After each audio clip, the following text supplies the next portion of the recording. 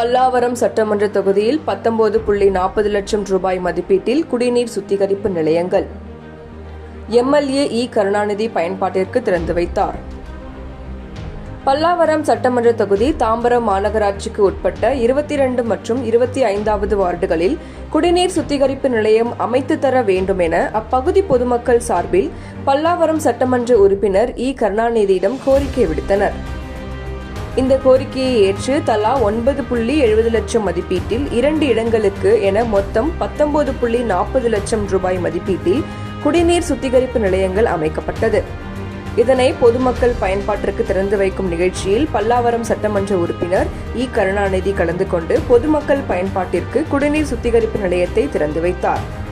உடன் மண்டல குழு தலைவர் இ. ஜோசப் அண்ணாதுரை, மாமன்ற உறுப்பினர் R.S. செந்தில்குமார், வட்ட செயலாளர்கள் சார்லஸ், நாகராஜ், கார்த்திக் உட்பட பலர் இருந்தனர்.